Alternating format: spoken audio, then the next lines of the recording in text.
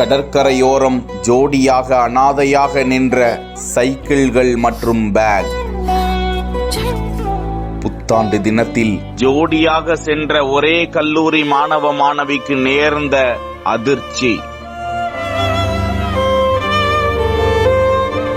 கடலின் கோர பசிக்கு இரையான பரிதாபம். படிக்க அனுப்பிய பெற்றோரின் பல கனவுகள் கடலில் மாயமான பரிதாபம். செங்கல்பட்டு மாவட்டம் மாமல்லபுரம் அருகே கிழக்கு கடற்கரை சாலையில் சூளேரி காட்டுக்குப்பம் கடற்கரை பகுதியில் இளம் பெண் ஒருவரது சடலம் கரை ஒதுங்கி இருப்பதாக மாமல்லபுரம் போலீசுக்கு தகவல் வருகிறது. அங்கு சென்ற போலீசார் இளம் பெண்ணின் உடலை கைப்பற்றி பிரேத பரிசோதனைக்காக செங்கல்பட்டு அரசு பொது மருத்துவமனைக்கு அனுப்பி வைத்தனர். தொடர்ந்து அந்த பகுதியில் சோதனை செய்த போது அந்த இளம் பெண் இறந்து கிடந்த பகுதியில் 2 பேகுகள் அனாதையாக கிடந்தன. அதில் இருந்த 2 அடையாள அட்டைகளை எடுத்து பார்த்தபோது பெண்ணின் பெயர் 19 வயதான ஸ்வக்ஷா என்றும் திருப்போரூர் காலவாக்கத்தில் செயல்பட்டு வரும் பிரபலமான தனியார் பொறியியல் கல்லூரியில் சிவில் என்ஜினியரிங் 2ஆம் ஆண்டு படிக்கும் மாணவி என்பதும் கல்லூரி விடுதியில் தங்கி பயின்று வந்ததும், மேலும் அவரோடு வந்த இளைஞர் சென்னை மடிப்பாக்கம் பாரதி தெருவை சேர்ந்த கல்லூரி மாணவர் ரித்திக் என்றும், ஈரோடு மாவட்டம் அந்தியூர் பகுதியை சேர்ந்த இவர் அதே பொறியியல் கல்லூரியில் விடுதியில் தங்கி சிவில் என்ஜினியரிங் 1ஆம் ஆண்டு படித்து வந்தார் என்பதும் தெரிய வந்திருக்கிறது.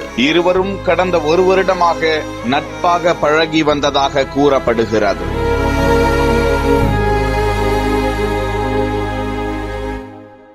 சம்பவத்தன்று இருவரும் கல்லூரி விடுதியிலிருந்து தனித்தனி ரேஞ்சர் சைக்கிள்களில் ஈசிஆர் சாலை வழியாக கடற்கரை காற்றோடு 8 கிலோமீட்டர் வரை பயணம் செய்து பொழுதுபோக்கிற்காக சூளேரி காடு கடற்கரைக்கு வந்தார்களாம். அங்கே சைக்கிள்கள் கைப்பைகளை விட்டுவிட்டு புத்தாண்டு பிறப்பை வரவேற்கும் விதமாக மகிழ்ச்சியாக இருவரும் கரம் கோர்த்து கடலின் அழகை ரசித்து கடலில் இறங்கினார்களாம். அவ்வளவுதான். இது குறித்த விசாரணை தகவலில் பேரலை ஸ்வக்ஷாவை இழுத்துச் சென்றிருக்கலாம் என்றும், அவரை காப்பாற்ற முயன்ற ரித்திக்கையும் அலையின் வேகம் நடுக்கடலுக்கு இழுத்துச் சென்று கடலின் பசிக்கு அவர்கள் இரையாகி இருக்கலாம் என்றும் கருதுகிறார்கள். ரித்திக்கின் உடலை போலீசார் தேடி வந்த நிலையில் இன்று அருகில் உள்ள நெம்மேலி குப்பம் கடற்கரையில் அவரது உடல் கரை ஒதுங்கியது.